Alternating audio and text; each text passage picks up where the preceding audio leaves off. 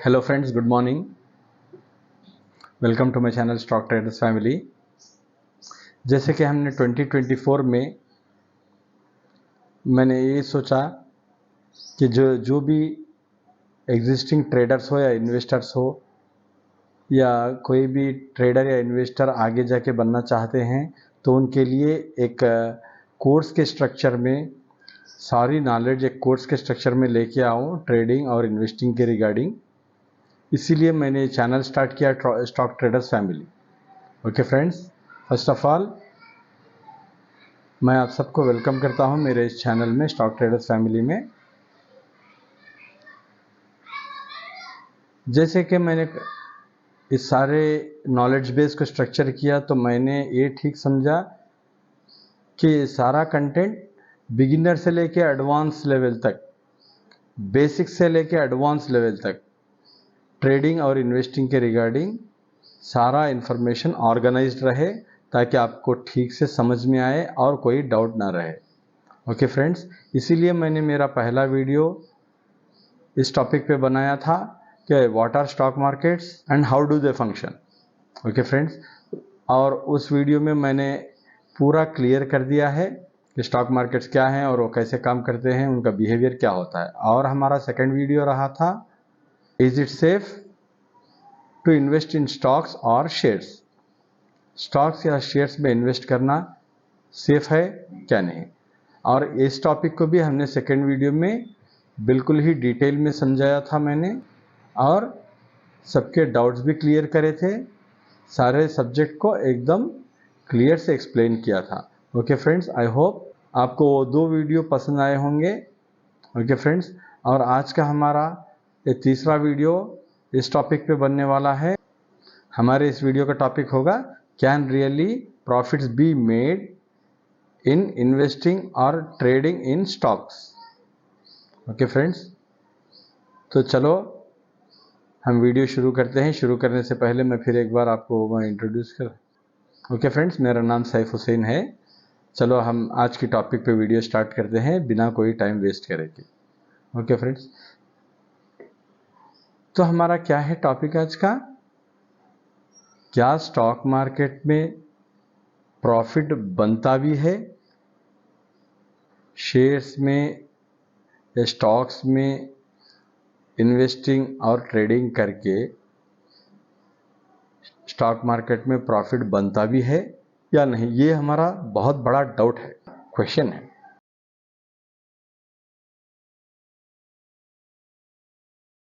हर किसी को ऐसे ही लगता है क्योंकि हर कोई बोलते हैं सबको लॉस हो गया, स्टॉक मार्केट में लॉस हो गया, ट्रेडिंग करके लॉस हो गया, इन्वेस्ट करके लॉस हो गया।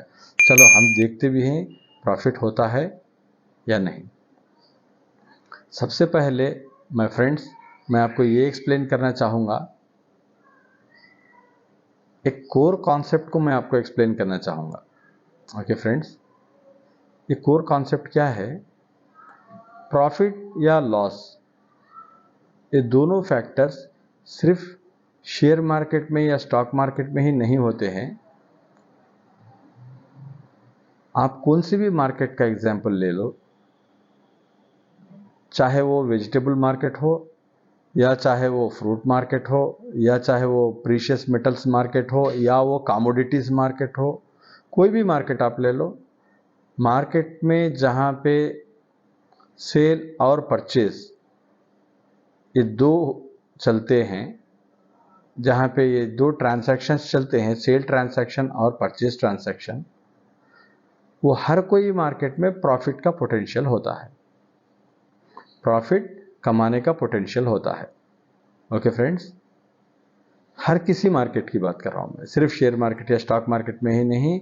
आप वेजिटेबल मार्केट ले लो, फ्रूट मार्केट ले लो, गोल्ड मार्केट ले लो, कमोडिटीज मार्केट ले लो, आप कुछ भी ले लो, आप क्लॉथ मार्केट ले लो, कौन सी भी मार्केट में जहाँ पे सेल और परचेज चलता है वहाँ पे प्रॉफिट कमाने की अपॉर्चुनिटी होती है, और साथ में लॉस होने का भी रिस्क होता है। अब उस लॉस को हम कैसे कंट्रोल करें या कैसे मिटिगेट करें, इसके लिए हम स्ट्रैटेजीज बनाते हैं। लॉस को कंट्रोल करने के लिए लॉस को ओवरकम कैसे किया जाए, क्योंकि हर बिजनेस में पूरे ईयर के 365 डेज बिजनेस नहीं होता। आप कौन सी भी इंडस्ट्री ले लो, साल के पूरे 4 सीजन्स में बिजनेस फुल फ्लेड्ज नहीं होता। हर बिजनेस को सीजन और अनसीजन होता है। सीजन में सेल ज़्यादा होता है, टर्नओवर ज़्यादा होता है और प्रॉफिट भी अच्छा खासा होता है। अनसीजन में सेल ड्रॉप हो जाता है, बहुत लो सेल्स होते हैं। इसमें कभी कभी एक्सपेंसेस मीट होते हैं, कभी कभी एक्सपेंसेस भी नहीं मीट होते हैं। तो एक्सपेंसेस नहीं मीट होने से इससे क्या पता चला हमको, क्या होगा? एक्सपेंसेस नहीं मीट होने से, वो अनसीजन के पीरियड में एक्सपेंसेस नहीं मीट होने से क्या होगा? लॉस होगा, लॉस होगा। लेकिन हम इस लॉस को कैसे कवर करते हैं? ये लॉस को जब सीजन में हम बिजनेस ज़्यादा आता है, जब बिजनेस ज़्यादा होता है, तो जब ज़्यादा प्रॉफिट करके लॉस को हम ऑफसेट करते हैं। लॉस को ऑफसेट करके जो बचता है वो हमारा रियल प्रॉफिट हम समझते हैं, उस प्रॉफिट को हम रियल प्रॉफिट समझते हैं। ऐसा नहीं कि अनसीजन में बिजनेस नहीं चलेगा, बिजनेस स्लो हो जाएगा, चलो बिजनेस बंद कर दो फिर आके सीजन में खोलेंगे, तो तब भी नहीं चलेगा। अगर हम बंद करते रहे, अनसीजन में बंद करते जाएंगे, फिर सीजन में ओपन करते जाएंगे, फिर खोलते जाएंगे अपना शॉप, तो सीजन में भी नहीं चलेगा। तो इससे क्या पता चला? हर मार्केट में जहाँ पे सेल और परचेज का ट्रांजैक्शन होता है, वहाँ पे प्रॉफिट और लॉस की संभावना होती है, और हम ज़्यादा प्रॉफिट कमाने की और थोड़ा लॉस करने की ये स्ट्रैटेजी पकड़ के चलते हैं, और थोड़ा लॉस हम ज़्यादा प्रॉफिट से ऑफसेट कर देंगे, करके ओवरऑल हम प्रॉफिट पे बैठेंगे। ये हमारी स्ट्रैटेजी होनी चाहिए। ओके फ्रेंड्स, अभी आई थिंक मैंने आपको प्रॉफिट और लॉस का कॉन्सेप्ट बिल्कुल क्लियर कर दिया है। ओके फ्रेंड्स, फिर एक बार मैं आपको समझाता हूँ। क्या स्टॉक मार्केट्स में स्टॉक्स या शेयर्स को ट्रेड करके प्रॉफिट कमाया जा सकता है? एक क्वेश्चन है। तो चलो मैं आपको कॉन्सेप्ट को बेसिक से समझाने की कोशिश करूंगा। मेरे फ्रेंड्स, आप सिर्फ शेयर मार्केट या स्टॉक मार्केट के ही बारे में मत सोचिए। मैं आपको बता रहा हूं, मार्केट चाहे कौन सी भी रहे, मार्केट वो चाहे वेजिटेबल मार्केट रहे, या वो फ्रूट्स मार्केट रहे, या फिर वो फ्लावर मार्केट रहे, या फिर गोल्ड मार्केट रहे, या फिर क्लॉथ मार्केट रहे, या फिर कमोडिटीज मार्केट रहे, आप कौन सी भी मार्केट में चले जाओ, जिस मार्केट में सेल ट्रांजैक्शन और परचेज ट्रांजैक्शन होता है, वहां पे प्रॉफिट की अपॉर्चुनिटी होती है। क्लियर? प्रॉफिट की अपॉर्चुनिटी के साथ साथ में लॉस की भी अपॉर्चुनिटी, लॉस का भी रिस्क होता है, थोड़ा लॉस का रिस्क भी होता है। लेकिन ये लॉस के रिस्क से डर के, रिस्क से डर के अगर हम ट्रेड ही करना छोड़ डालें, तो सारा बिजनेस ही बंद हो जाएगा। कोई कुछ बेचेगा नहीं, कोई कुछ खरीदेगा नहीं। बात आपको समझ में आ रही है ना? तो इसी लिहाज से जहां पे भी सेल या परचेस का ट्रांजैक्शन होता है, वहां पे हमको प्रॉफिट की अपॉर्चुनिटी होती है। इसी तरीके से स्टॉक मार्केट में भी, शेयर मार्केट में भी स्टॉक्स या शेयर्स में इन्वेस्ट करके, बाई करके और सेल करके प्रॉफिट कमाया जा सकता है, बिल्कुल 100%, विदाउट एनी डाउट। लेकिन साथ में, जैसे कि मैंने आपको कहा, रिस्क का भी फैक्टर होता है, लेकिन हम उस रिस्क को कंट्रोल करना सीखना चाहिए। रिस्क को कैसे कंट्रोल किया जाए, क्या हमारी स्ट्रैटेजी होना चाहिए, क्या हमारे रूल्स होना चाहिए, जिससे हम हमारे रिस्क को कंट्रोल कर सकते हैं। अगर ये हम कर सके तो बिल्कुल 100% विदाउट एनी डाउट हम स्टॉक्स या शेयर्स में इन्वेस्ट या ट्रेड करके प्रॉफिट कमा सकते हैं। चलो, ये कैसे कमाया जाता है, ये सेल और परचेज क्यों होता है? ये सेल और परचेज सिर्फ और सिर्फ एक वजह से होता है माय फ्रेंड्स। वो वजह है, वो रीज़न है, हर इंसान की ज़रूरत। हर इंसान की ज़रूरत। ये ज़रूरत क्या है? किसी को माल की ज़रूरत होती है, सामान की ज़रूरत होती है, किसी को पैसों की ज़रूरत होती है और प्रॉफिट की ज़रूरत होती है। हर किसी को अपनी ज़रूरत होती है, और ये ज़रूरत कैसे पूरी होती है? जब हम एग्जाम्पल ले लेते हैं, वेजिटेबल मार्केट का ही एग्जाम्पल ले लेंगे। हम घर से निकलते हैं एक बास्केट लेके, हमको खाना पका के खाने के लिए हमको वेजिटेबल्स चाहिए, ये हमारी ज़रूरत है। ये हम बास्केट लेके मार्केट को जाते हैं और वहाँ पे वेजिटेबल सेलर्स होते हैं, कभी कभी फार्मर्स होते हैं, कभी कभी ट्रेडर्स होते हैं।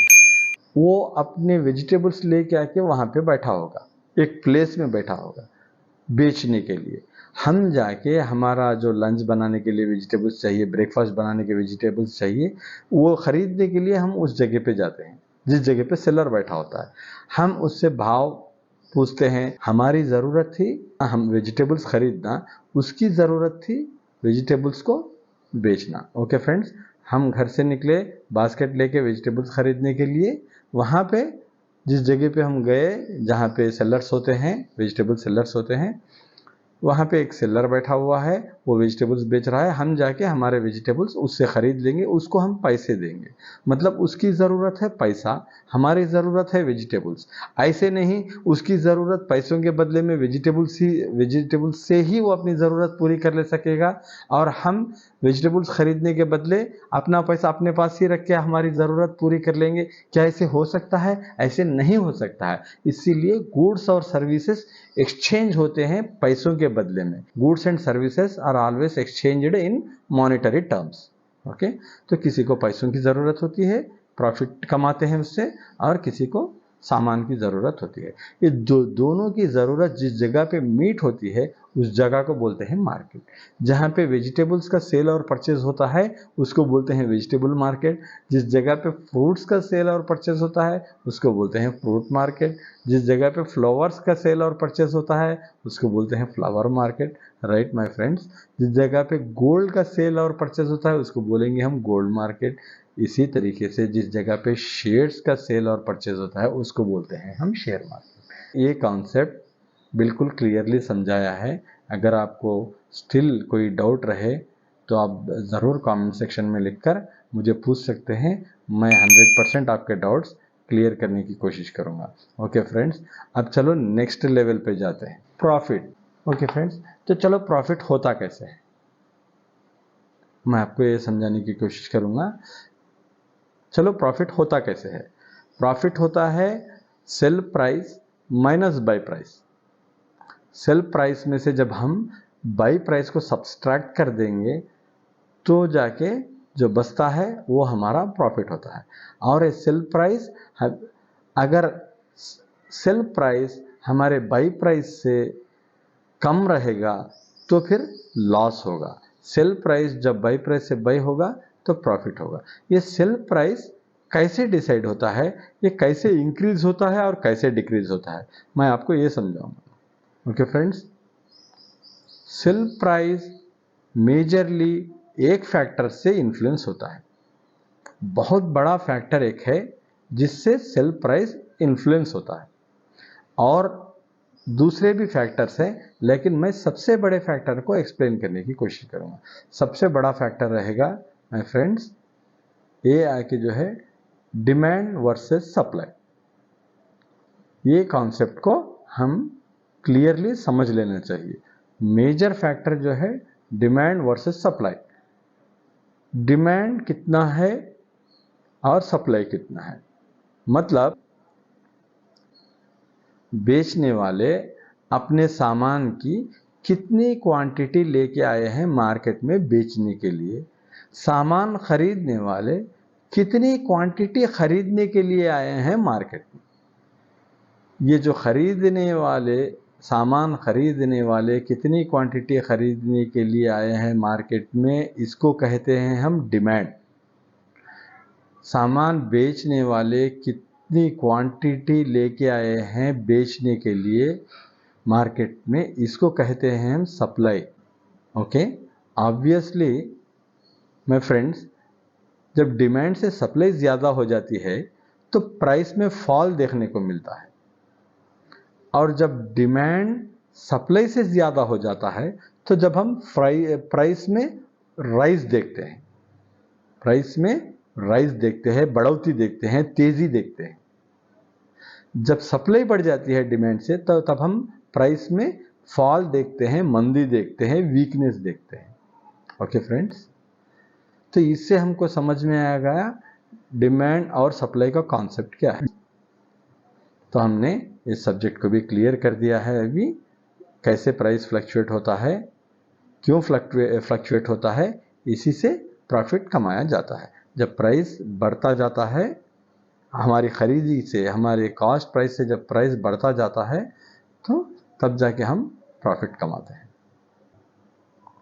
तो माय फ्रेंड्स, जैसे कि मैंने कहा, मैं आपको एक नए तरीके से, एक बिल्कुल सिंपल तरीके में सबको समझाने की कोशिश करना चाहता हूँ, सबको ये सब सिखाना चाहता हूँ। इन्वेस्टिंग और ट्रेडिंग क्या होती है, उसको कैसे किया जाता है, उसमें सक्सेस होने के लिए क्या स्ट्रैटेजीज अडॉप्ट करना चाहिए, क्या टाइम फ्रेम्स यूज़ करना चाहिए, कैसे हम रिस्क को मैनेज करना चाहिए, कैसे हम मनी को मैनेज करना चाहिए, कैसे हम पोजीशन साइजिंग बैलेंस करके रखना चाहिए। ये सारी चीज़ें मैं स्टेप बाय स्टेप तरीके से आपको बेसिक से लेके एडवांस लेवल तक सिखाने के लिए सोच रहा हूँ।